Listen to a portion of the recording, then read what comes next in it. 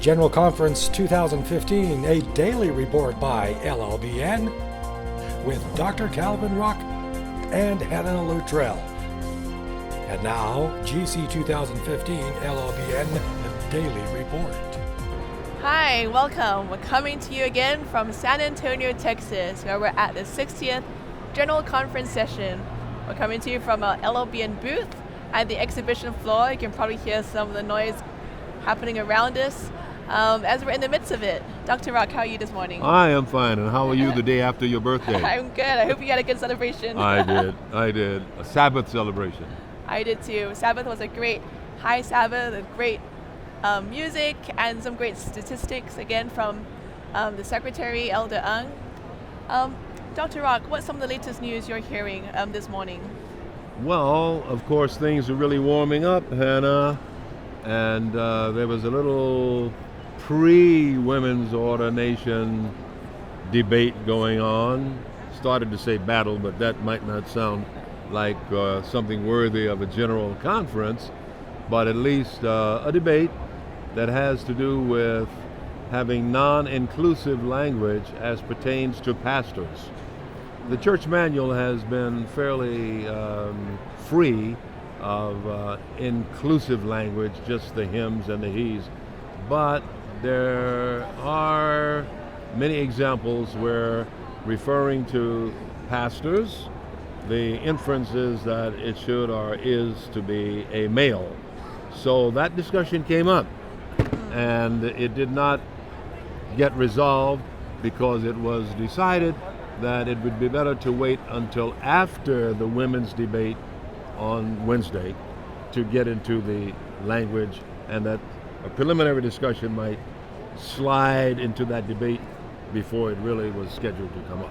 I see. That's kind of interesting because it's kind of a separate issue from ordination. So. Well, not really. Technically, yes, but there's no way you can keep the two apart when you're questioning as to whether or not the language should be he or she. Immediately the imagery arises, and with the imagery that arises, so will the juices for debate that we're bound to see on Wednesday. Yeah, well, we'll see what Wednesday has in store for us. It reminds me that, God tells us to come and reason together. And some of these debates and discussions is not necessarily a bad thing. As you're just trying to figure out what is the best way, isn't it, Dr. Rock? Hannah, don't forget, religious conviction is the most difficult of all to change. And when people are convicted that this is what God says and what God told me or what God told us, sometimes it's nearly impossible to change their way of thinking. So it's not going to be easy, and it never is, to change, especially when it's cultural, when it has cultural basis. And that's right. So it was better that they let this go, because it was bound to slide over into Wednesday's discussion. Right. Well, as always, we ask that you continue to keep all the things coming up during these business meetings in prayers. We continue to pray for our leaders and for the direction of our church in general. Talking about the direction of our church, Dr. Rock, I hear some updated numbers or some more specific numbers about our membership. I do. I have before me, Hannah, some statistics that were given the delegates in the Secretary's report on Friday and a few in the Treasurer's report. I'd like to share them if I may. Sure, yeah. Let's hear it. For instance, the Secretary let the delegates know, and this is printed in the Daily Review. Every morning at 9 o'clock, the Adventist Review publishes an edition, such as the one that I now hold, in which the delegates find a review including every business item that was presented and discussed the day before. So these statistics are really from Thursday and Friday, mainly from Thursday, in fact, when the Secretary and the Treasurer gave their reports. And they include the fact that in 2014, there were 18,479,000 257 Seventh-day Adventists worldwide. And that these Adventists are found in 216 of the 237 recognized nations of the world, nations recognized by the UN. So you might want to note that the Seventh-day Adventist Church has worked in 216 of the 237 recognized churches in the world, meaning that we have just 21 to go to have something in every single country of the world.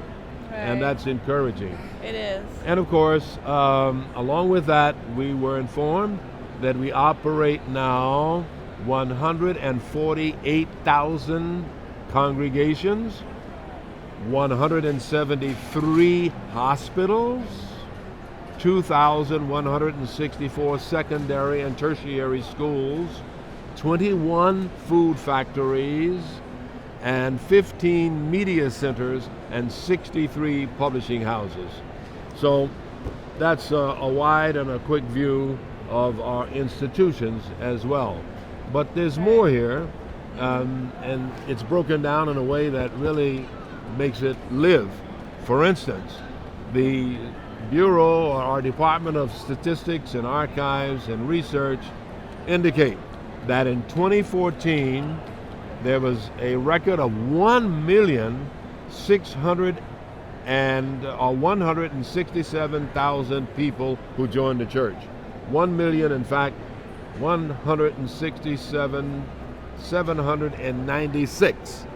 And that means that there were 3,199 new believers who joined the church every day.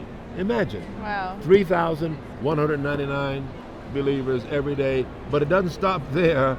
That means 133 every hour and 2.2, can't divide a person into two, but statistically, 2.2 persons who join the church every minute.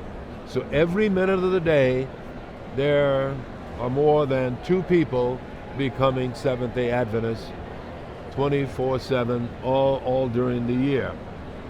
Now, there are some issues here that need to be considered, spiritual matters.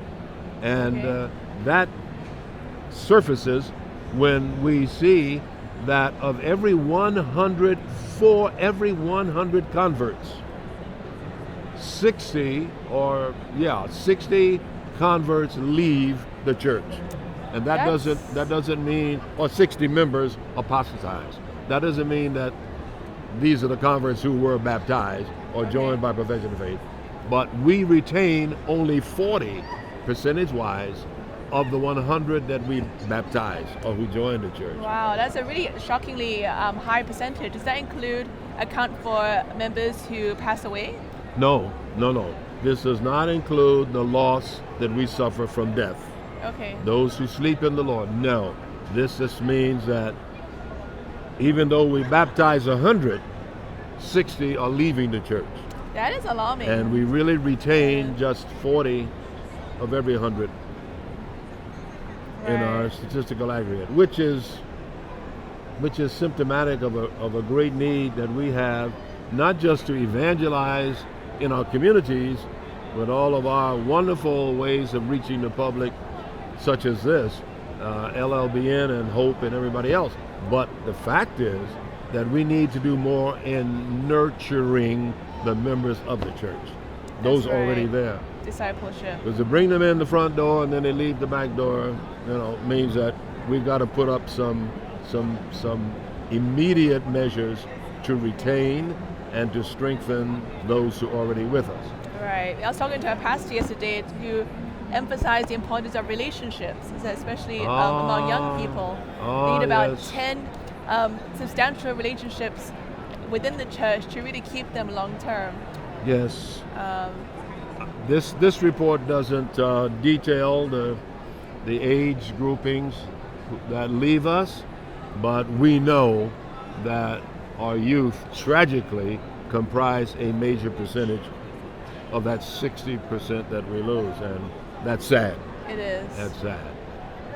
Yeah. Now, I also have some statistics from the Treasurer that I'd like to share.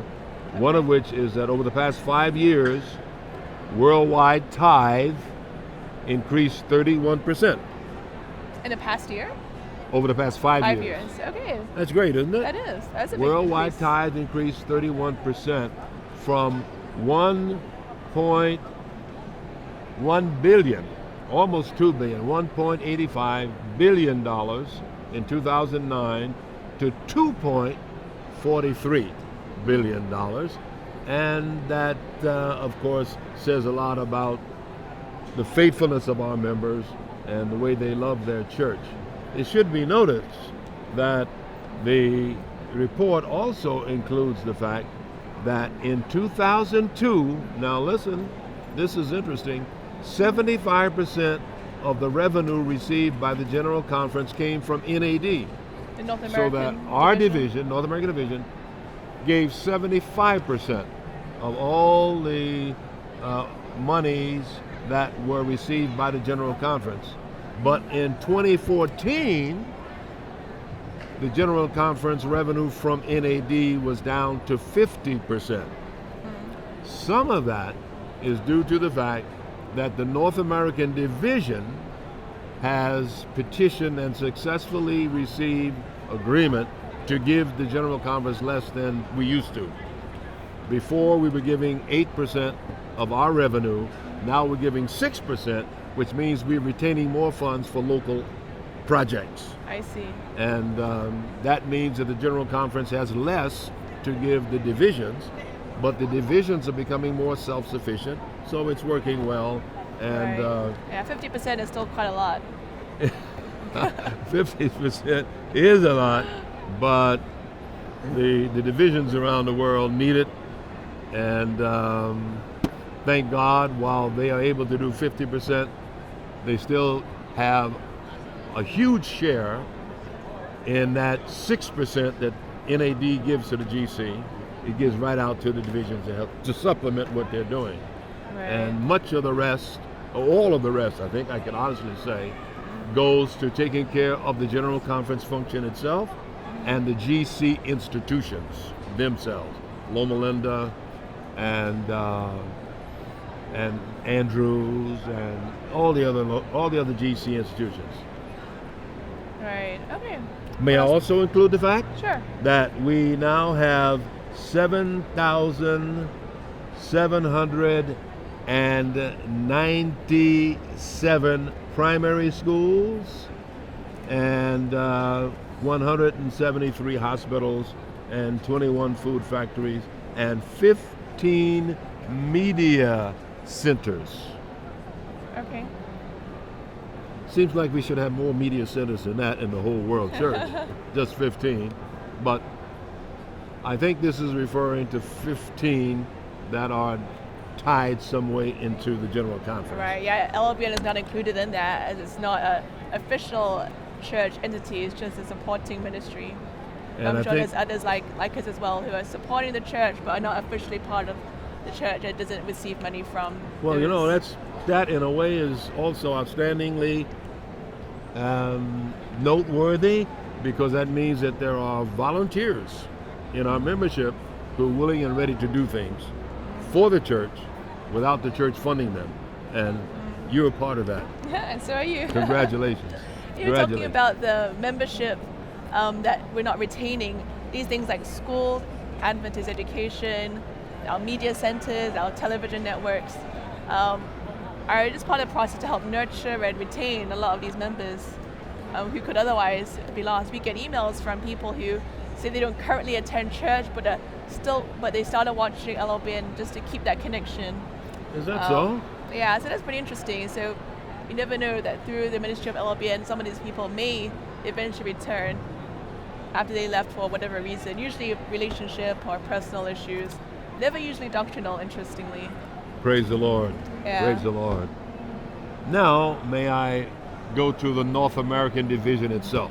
Right, that was given yesterday evening, I understand. Yes, last night, Saturday night, we're talking here late Sunday morning or early Sunday afternoon. But last night, Saturday night, the North American Division gave its report to the World Church. And by the way, for those of you who have never attended a General Conference, in the morning there is worship. Then during the rest of the day, there are business sessions.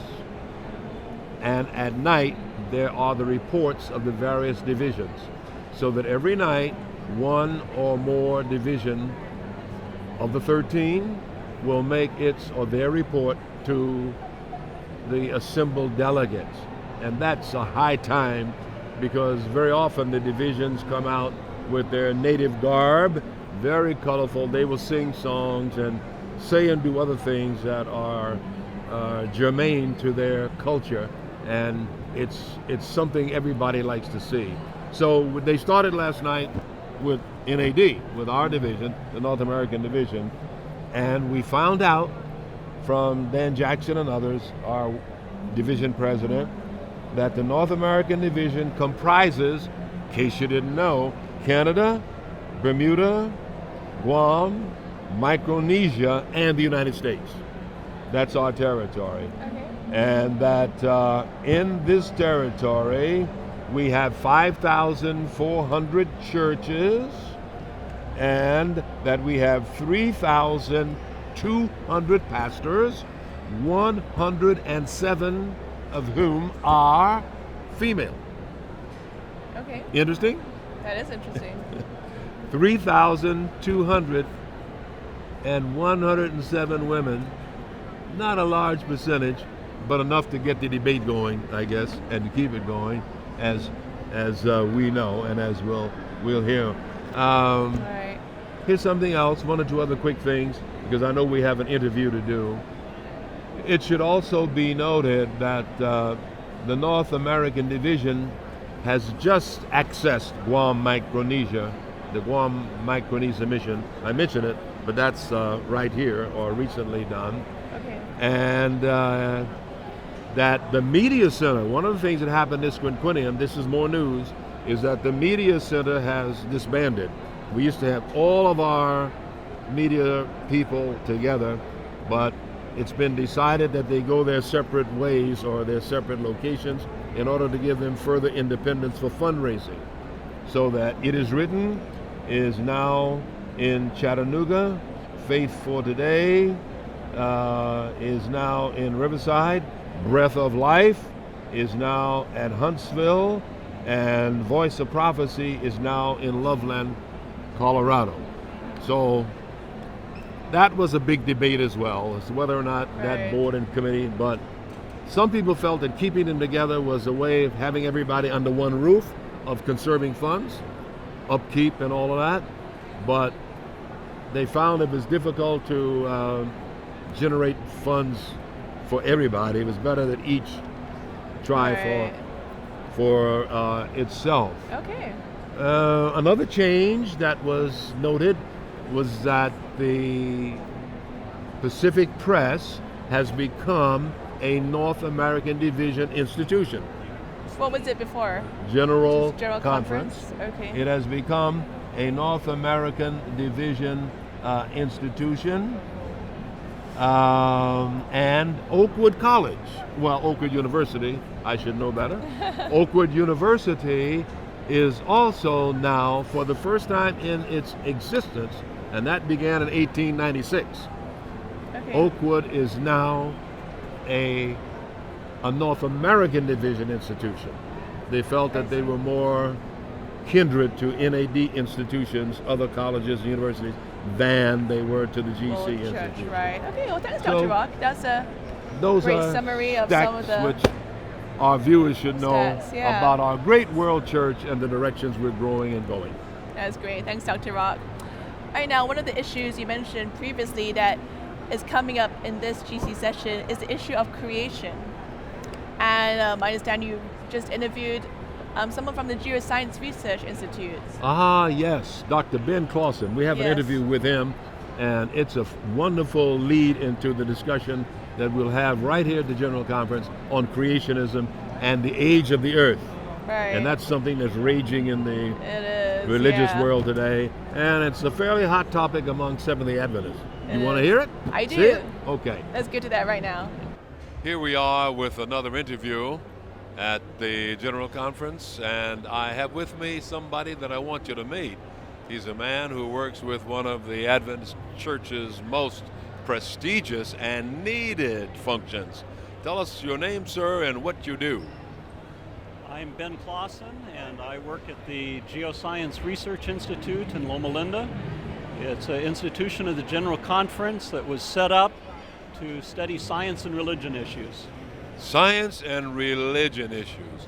That's a hot topic, not only in the Adventist Church, but in all of Christendom. So how long have you been with the Geoscience Institute? I have been there about 25 years. The first couple years I was working in research at a university, and in 1990 I started on the campus at Loma Linda University.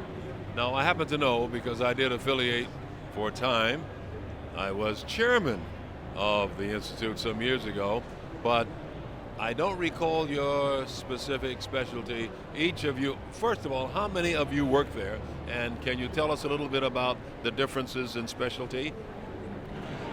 There are 5 scientists that work on the campus in Loma Linda.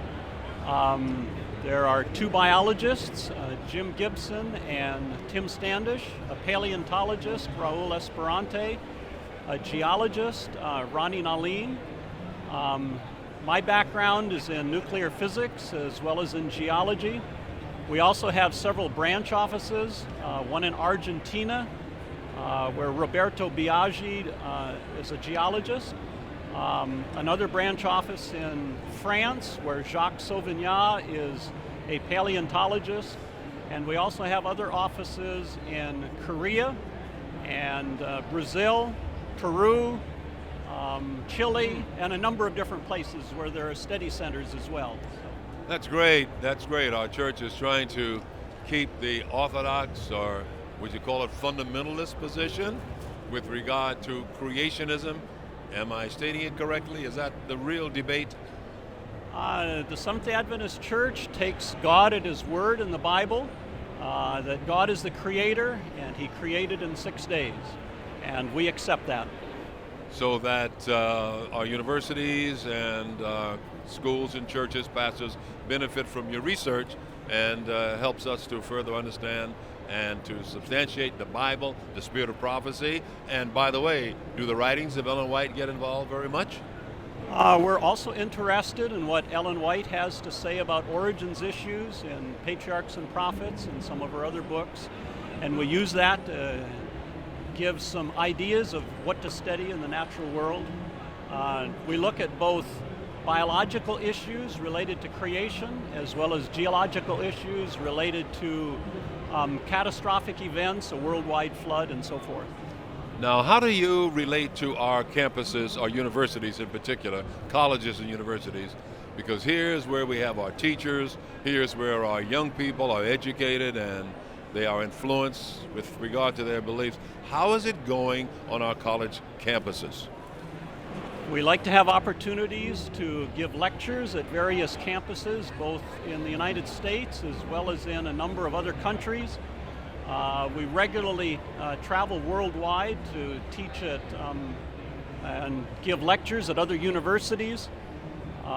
Korea, several universities in Africa.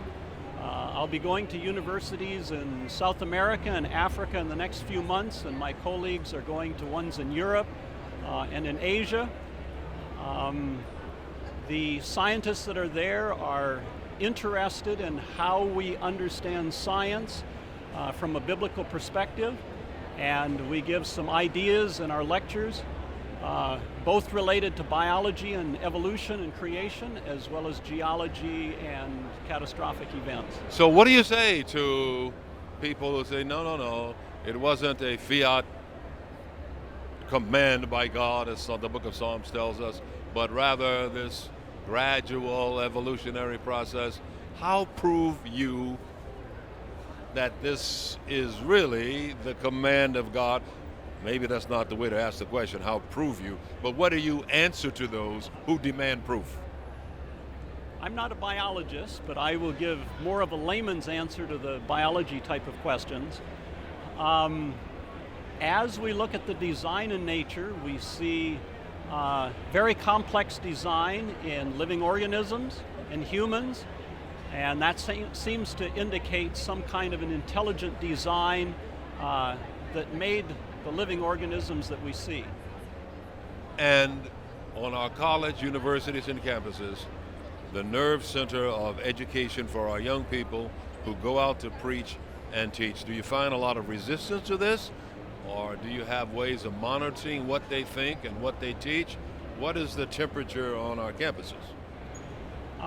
Every year we go and visit Andrews University and give lectures to the seminary students. They're very interested in this topic, and they're very anxious to share the good news of God as our creator as we understand it in the Bible. So they're very happy with that. As I talk to the science community, the science students, they are interested in how we understand some of the geological issues, the time frame for the universe, for our solar system, for rocks here on Earth, for the geologic formations we see in the Grand Canyon and so forth. There are some suggestions of rapid activity in the geologic record. There are other parts of the geologic record that are more difficult to fit into a short time frame. So we talk to the students about different ways of dealing with the data that seems to fit easily and some of the data that doesn't fit quite so well. And on the question of the age of the earth? On the age of the earth, Seventh-day Adventists seem to have a variety of opinions. Some Seventh-day Adventists believe that the entire universe, or at least the solar system and Earth, were created a few thousand years ago. Others suggest that maybe the sun and moon and the Earth were created millions of years ago, and then God came and created life recently. And so there are pros and cons to the different ideas, but Seventh-day Adventists seem to have a variety of opinions about that. And we can be good Seventh-day Adventists within that circle or within that parameter of beliefs and not be disfellowshipped because we might have a few thousand years debate or difference. Yeah, it seems like there's a variety of opinions. Some places I go, they are very anxious to have everything a few thousand years old.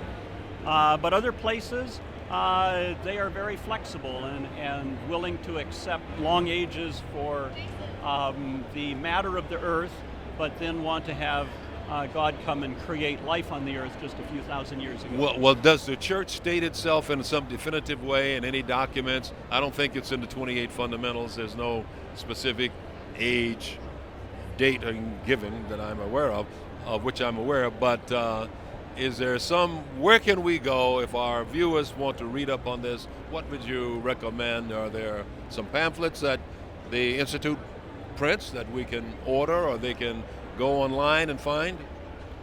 The Geoscience Research Institute has a website, and the URL for it is grisda.org, GRISDA.org. There's a lot of material available on the website about these various topics, and if you can't find what you're looking for, you'd be welcome to send an email to the address that's available on the website, and we're happy to provide additional information. Final question, is this discussion going to be on the floor here at General Conference? Are you aware? Is it on the agenda? This week there is a discussion about the fundamental belief related to creation, and also a little bit about the worldwide flood, with suggestions of some rewording of that belief. So there will be some discussion this week about it. Exciting. Thank you, Dr. Clausen. Thank you. Thank you for letting us pigeonhole you and bring you in here and grill you like that. We appreciate what you're doing. God bless you and bless the Institute. Keep up the good work. Thank you. Bye-bye. Goodbye. Thank you. Thanks, Dr. Rock. That was a great update from You're Dr. welcome. Clausen. And we'll look forward to bringing you more updates from the floor about creation and about the other issues taking place here at the GC. We'll see you every night, 7 to 7:30 p.m. Pacific time.